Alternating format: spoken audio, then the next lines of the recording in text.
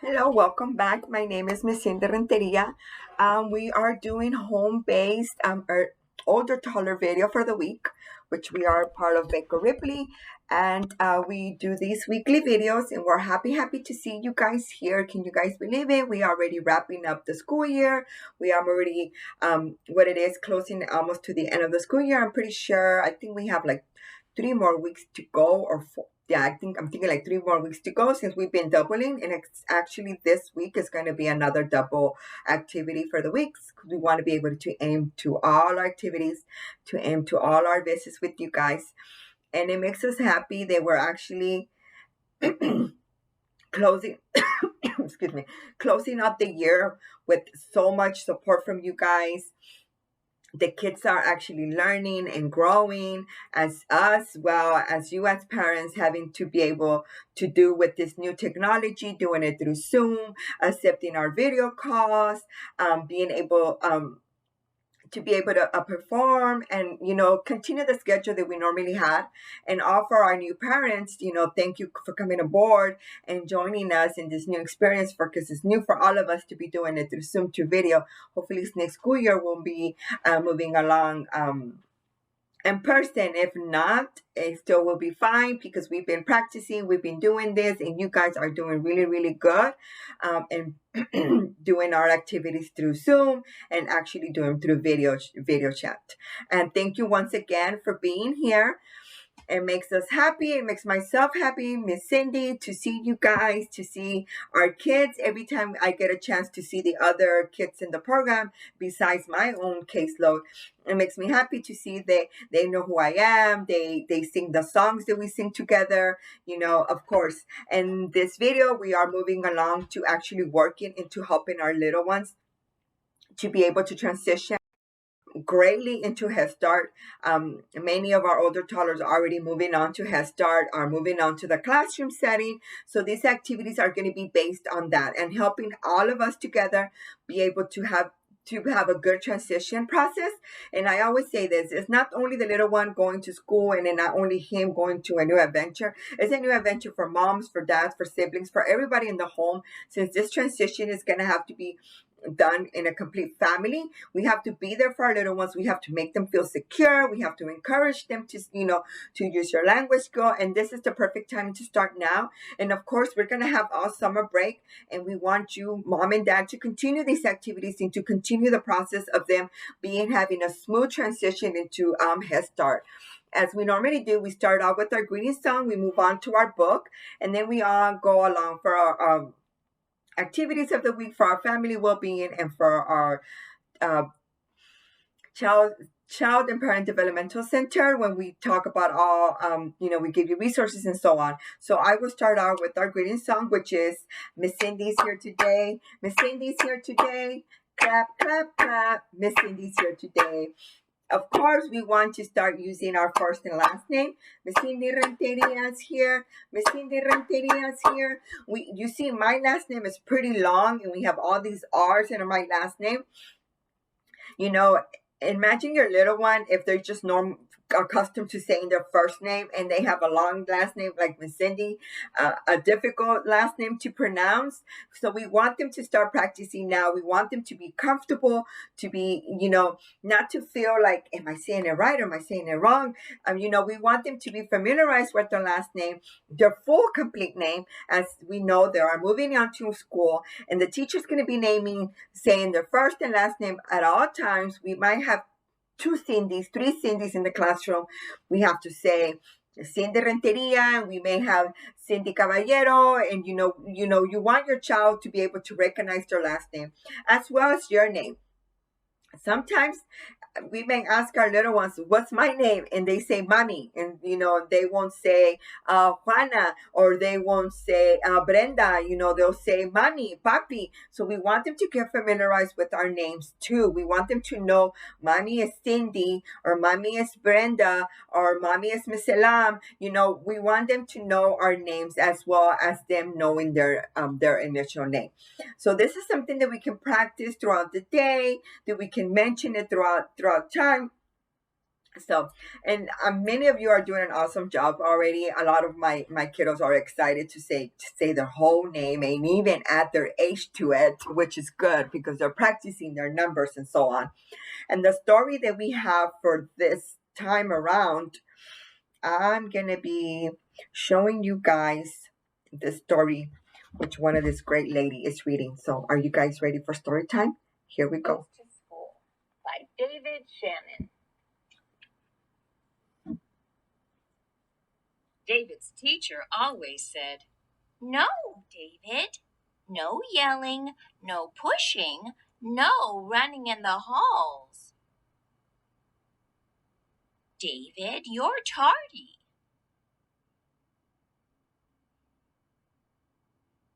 "Sit down, David."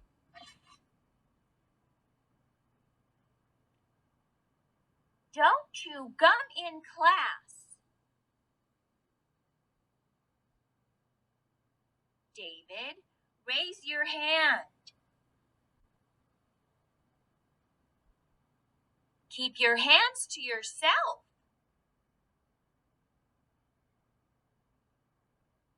"Pay attention."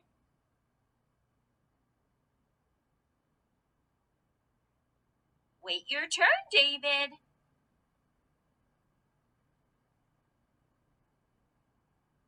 "I don't care who started it." "David, recess is over."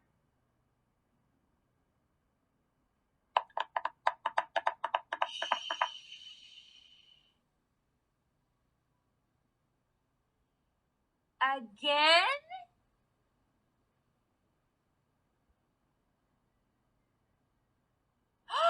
"That's it, mister. You're staying after school."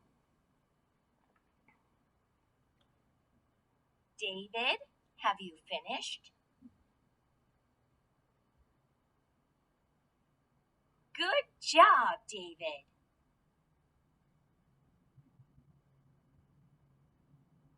"Yes, David, you can go home now." David has quite a bit to learn about how to behave at school, but I think he'll catch on eventually. What do you think? I hope you enjoyed our story. Exactly. What do you guys think? You see, David was going to school, and we have many of our little ones are going to be going to starting to school themselves. This is just to give you an idea that we take this story time to talk to our little ones about what it is to be at school. We as mom and dads, as grown-ups, we already know the processes, what it is to be in school, because we've been in school. We know what it is. But of course, when we started school, we had no idea what was going to happen. The same way as our little ones are going to start school, they have no idea of the routine. They have no idea that they're going to be eating breakfast in the morning, washing their hands, having circle time. After circle time, you sit down, you got to raise your hand, you got to ask a question, you got to speak your mind. These many things are so new for our little ones, and of course eventually they'll be able to master them, they'll be able to learn the process. But how much better would it be if us as parents, we start with helping them and guiding them. Many times I've encouraged my parents, especially now that we're transitioning, is to grab a paper, as we normally mentioned before, and you want to cut out pictures of in magazines or like newspaper or so, where we see pictures. You can have a picture of a student brushing their teeth, and we've sent some home too when we're trying to work in transition. Go ahead and use that. It will help you so much. So we want you could put a picture of them brushing their teeth, of changing their clothes, of having lunch, or reading a book. We want to help them for as when they go to school, they'll be familiarized and they'll know the setting, they'll know the environment. This time around, we were not able to have transition when they come in the classroom. But many of you moms that have been here prior know how we've done that before, where the student comes into the building and it helps them understand that I come in, I wash my hands, I join the activity, we have a little snack, mommy comes, I go home, things like that will help them to transition. But now, since we're doing this whole video thing, it's good for you guys to help them and take the opportunity to do it during story time, like the story. Break it down for them, and I'm sure will make things really, really good. One of the activities that we have for this week is called, which is tear and paper. What we want for our little ones to start doing is, you might need like 2 sheets of papers. You have one here. It doesn't have to be color. It can be any type of construction paper you may have. It can be even newspaper. It doesn't really matter what is it that you use. But what we want our little ones is to start practicing in tearing. You see how I'm using my fingers like this and I'm tearing down? This is what we want them to do. We want them to tear pieces of paper, but we don't want them to tear like this or grab like this. We want them to use, which is fine motor skills, which is like just their 2 or 3 fingers and hold it down and be able to just tear the piece of paper down. And we're using fine motor and actually our whole arm. So we're doing motor skills. And that's what we want our little ones to continue. It doesn't have to be a straight line like what Miss Cindy's doing now that I'm cutting straight, or it doesn't matter. You can cut in any way, but we want them to tear. And this is going to help them when it comes to using a pencil or a crayon to be able to pencil grabs. Just using their fingers like this, and not like this. We want them to hold their finger like this when they start writing their name. So this activity is perfect for that. And believe me, they will love this. It would entertain them. You can go ahead and give them the piece of paper and have them start cutting out. And if you feel that it's a little bit challenging, sit across them and you start doing it. Tell them, you see how mommy's holding it and tearing it down? This is what we want for them to do. We want them to practice, which is fine motor skills, and we want them to continue. You can do this activity as long as you want, and it will have them sitting down and just, and it's going to help them what it is on their fine motor. And this is what the skill that we're working on now, because we want them to be able to write their name. We want them to be able to grasp the crayon and the pencil in the correct way and not in the jabbing way. We want them to move from jabbing to using pencil grabs. If your little one is jabbing right now, it's perfectly fine. This activity will help them to move forward to where it is just pencil grabbing. But this is what we want them to do. As we move on to the other piece of paper that we have here, what we want is for them to put glue. Miss Cindy doesn't have the liquid glue. I have I have a glue stick, but you can also use the glue stick if you don't have the regular liquid. But we want our little one to just put the glue on the paper, and from putting the glue on the paper, we want them to paste the paper down. It doesn't matter what way or format. We want them to be able to put the glue down, put some glue on the paper. As they're putting glue on the paper, we want them to put the little sticky paper. And this can be a pretty collage if you say so to me. And if they have the glue, so you're going to want them to know that they have to squeeze to be able to get the glue out rather than just using the glue stick. And they can use both. At school, we have both are mostly available at our times, which is a glue stick and the regular glue. And that's okay if you don't have it, either one. But that's what you want. You want your little one to do this. You want them to be able to put the glue down, not you do it for them. We want them to work. Remember, these are activities that they're going to be doing in the school setting on their own. And this will help them to get familiarized with what it is that they're going to be expecting in the classroom. So they're going to be using their fine motor skills by putting their glue down and then their paper. If you have different color paper, you can ask him, what color is this one now? You can extend the activity a little bit longer. What color is this? Can you tell me what color it is? How does the glue feel? Is it sticky to you? Is the glue getting sticky? Or how many papers do we have? Oops, what am I there? Miss Cindy didn't press it down quite. How many papers do we have? We have 1, we have 2, we have 3, or can you put them in a line for me? You can put them in a line, or if you want, you can draw a big circle and have them trace the circle with the papers. Can you trace the whole circle around? You can always do this activity as many times, but of course, we want language, we want cognitive skill, we want to continue in like we usually say, we want to encourage our little ones to continue with the activity as long as you feel the need, as long as you see them doing the activity. So this is a fun one. Just continue on as long as the little one is interested. The second activity that we have is, which is language and lemonade. Exactly what you hear, language and lemonade. You guys will be making lemonade. You will be using a lemon, which I have here. It can be a lime or it can be a lemon. It doesn't really matter what it is. And then you have some water. You're going to have a container. You're going to have your sugar. And you're going to be actually making lemonade with your little one. But the main thing out of this activity is language. We want to be talking to our little ones. We want to be using language. We want to be using words like it's sour. Is it sour? Is it sweet? How does the lemon feel? So this is what we want. Throughout the activity, you're going to be asking, you're going to be saying, now we're going to make lemonade. I have a lemon here. Can you tell me what color is this? It's yellow. Can you tell me how it feels? Is it bumpy? Is it rough? Is it soft? You want to smell it. What does it smell like? Nothing? You want to taste it or do you want to wait? So what we do when you cut the lemon, of course, mommy does this part or daddy. We cut the lemon and we ask them, do you want to smell it? What do you see? Do you want to taste it? And give them a taste of it. Is it sour? Sometimes, they won't use the word sour, but they'll just make a scrunchy face. So you want them to start learning those language, the new words. So you want them to be expressing like, that is sour. Oh, I don't like it. Oh, it makes my throat tingling. So you want to give them a taste of it. So then you want to get a lemon squeezer. You want to pour your lemon in your cup or in your jug or in a large cup if you want. You're going to add your water and then you're going to have them taste it. How does it taste with no sugar? How does it taste? Don't like it. So you add a little bit of sugar. How does it taste now? And then you're gonna ask them if they say, oh, it's good. Oh, it's still tangy. It's still sour. I don't like it. More sugar? Yes. So you put more sugar to it. You stir it up.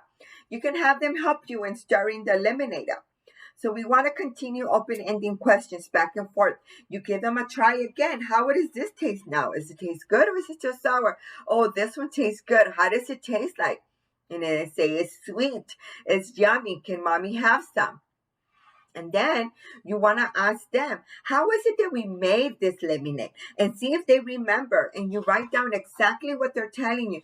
If they say, oh, first we cut the lemon and then we squeezed it and then we add water or we add sugar first. And then, that's what you want. You want them to see they're going to be using their cognitive skill. They're going to be recreating the recipe they just did with you. And if they say it the right way or they say it the wrong way, it doesn't matter. What we want them is to be using expressive language. We want them to be continuing talking to us throughout the activity. We want them to express themselves. We want them to use their cognitive and remembering exactly the steps that you guys took to be able to do this activity. And this is the fun one. You can involve all the family. You can take turns. You can do a taste to see which lemonade is sweeter. Sometimes I like my lemon, not my lemon a little bit bitter. I don't like it sweet completely. On the other hand, my daughter likes it sweet. So it just gives you an opportunity to see what is it that your little one likes, like a sweet lemonade or a little bit bitter lemonade, or how does daddy like the lemonade? And you can make this a good activity for everybody. And of course, we encourage you to continue the activity as long as your little one wants. And, and use an appropriate time throughout the day to be doing this activity. Cindy can't wait to see how many of you guys did this lemonade. And of course, you want to continue open-ending questions. You want to encourage your child to continue to talk. And we want to be talking like this. We want to be sitting next to each other when we do this activity. We want them to be seeing the way we say our words, and that helps a lot. A lot to see, for them to see us using language helps them a lot. So we want to be in a good, distance when we do this activity. And what we have next is going to be what it is, routines. We gave you a handout that is talking about routines. Routines are very important. They're important to be successful. It's important for us as grown-ups to have a routine. And it's important for our little ones to have a routine set up too. Like I mentioned earlier, you can get a a poster board. Mainly they have them at this could be a good size poster board. You want it to be a good size poster board. If you're not able to get one this size, you can get one half of this, but we want to make it clear. Using pictures is the best way to do it. Oh, Cindy's dropping things over here. The best way to do it is using pictures. I was in the classroom setting, and having pictures for our little ones made things way easier for them. They are visual learners at this time. They need to see things. So having pictures for them is I encourage that mainly to use pictures. We've sent home pictures where you can cut out when it's lunchtime, when it's bathing time, when it's time for them to change clothes, when it's time for them to brush their teeth, and we use pictures. So it's good. And every time you're doing a routine, you want to go over and be like, okay, what do we do next? And see if, pointing at the picture. Oh, now we're going to change our clothes. Now we're going to get ready. We have a picture of a little kid putting their shirt on. Okay, and then the day can go by. What time is it now? And they'll be able to tell you, oh, mommy, it's lunchtime. And next thing you know, even when they're finishing lunch, they'll tell you themselves, oh, mommy, it's time to brush our teeth. They'll start getting used to the routine, and it won't make it difficult for them to know, after I eat my lunch, I brush my teeth, I wash my hands. After I have my nap time, we go outside. If you guys go outside to the park, or if you guys do a puzzle, or if you guys do any playtime, they will know that that's what's going to happen next. And also, repeating actions over and over gives your little one a sense of security. It's going to give them that sense of security, and also encourage them to initiate their own routines. If in the morning you wake up, you brush your teeth, you want to ask him, okay, what do you want to wear today? Do you want to wear shorts? Do you want to wear pants? What do you want to wear? Do you want to wear this Mickey Mouse shirt, or do you want to wear your blue shirt? Especially when you give them the opportunity to make decisions on their own, they're going to feel like, ooh, I get to pick my shirt today. Oh, I get to pick the shoes that I want to wear today. Simple little things like that will help give your little one the sense of security, like, oh, I get to pick this. Oh, it'll give them that sense of being able to enjoy routines, to know, and they're being they're given the opportunity to make their own decision. And that's what we want. We want our little ones to start making their own decisions. And so this is a great way to start doing it, for them to initiate the routine. Next thing you know, they'll be able to do it on their own, and they won't have, I know sometimes we may have little ones that have difficulty going from playtime to settle down time to nap time. It's hard. It's hard to jump from one thing to another. It's hard to be able to brush your teeth and knowing that you have to change your clothes right away. So having this is going to help them have it a little smoother, help them along. It will help them break that off of not wanting to jump to do something else. And you guys have been doing a great job, and I really encourage you guys do this, to do start the routines now. Many of you are already doing it, and continue it throughout the summer. Continue it throughout this time. When it comes to August, we'll be here as fast as you know it. We are already in May, in the middle of May. Today is May 16th. We already past the second week of May. So we want to continue this on. And then on the second handout, what we have is competition among siblings.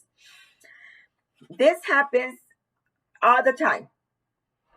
It doesn't mean you guys not being good parents. It doesn't mean that something is going on in your home, or why is my sibling acting this way. It doesn't matter. This is a part of growing up and having siblings. I have two siblings. I have two sisters. I have an older sister and a younger sister. I'm actually the middle child. So sibling rivalry is there. Competition is there. Have you ever noticed when they say, but she was able to do that, why didn't I do it? Or the little one was able to do this, I didn't get to do that. I catch myself doing that now that I'm older, and then we're all mature and older, you still catch doing it. I still catch myself telling my mom, and it's okay. That is having siblings. You may have catch yourself doing that with your siblings. Well, when we were growing up, mommy didn't let us do this, and now you're doing this. Of course, we want we it's normal to have that in families, but as parents, what we want is we want to encourage our children, our little ones, to actually speak their feelings. We want them to talk about how they feel. We want them to be able to tell their brother or their sister how is it that they're feeling. We want to make talking about our feelings a normal thing. We don't want them to feel like, well, I don't want to say this because what about if he's getting more mad at me? Or what about this? And they never speak their feelings out. We don't want that. We want our little ones to be able to say, well, I didn't like the way you told me no, or the way you just turn your back at me, or the way you make fun of me because I fail, or the way, we want them to be able to speak their feelings. We already know competition among of siblings is a normal thing, but we want to encourage it. The way that we can handle that situation is by encouraging them to speak their feelings, to say, this is your brother, this is your little brother. I know sometimes, we tend to say, well, it's your little brother, give it to him. No, we want to sometimes let the little one know too, sharing is important, or let him use it first, let him try it, and then you can play with that. We want to encourage that. We don't want to encourage, well, just give it to him because he's the little one, or you're older, you should not know. We need to break that off and give them each the opportunity. The same way that we're letting the older brother speak their feelings, we want the little one to speak their feelings as well too. And it's also important for us to speak as a family. I normally say kids do what we do, and we are their first role model. They are always observing everything that we're doing. Everything, mom and dad, I mean, everything. And if they see us speaking our feelings, and if they see us the way we act, they're going to do the same way. If we're happy, if we accept apologies, and if we apologize, they will be doing the same things as well. Lastly, thank you so much for joining me throughout the video. Thank you a lot. As you know, your home visitor will be getting in touch with you and in conducting this activity. And we always enjoy seeing your videos, your pictures of you guys during the activity. Thank you one more time. I also wanted to mention that we will be having our transition of socialization, which is going to be May 21st, which is next Friday. That's our last socialization transition for the school year. We'll be wrapping up the school year already. I know we are ready for this vacation time. We're going to be wrapping it up. And I want to remind you, moms and dads, we already started taking applications for our Early Head Start home-based program. We started this Monday. We encourage you to let your families, your neighbors, your friends know about this program. It's always best when we have you as parents giving out referrals for us, and expressing how you feel about the program. It will encourage other parents to join the program as well. And we are actually taking applications now. It's time for recruitment. And thank you for all the parents that already refer their friends, their neighbors to us. It makes us good. It makes us feel good that we're doing a great job.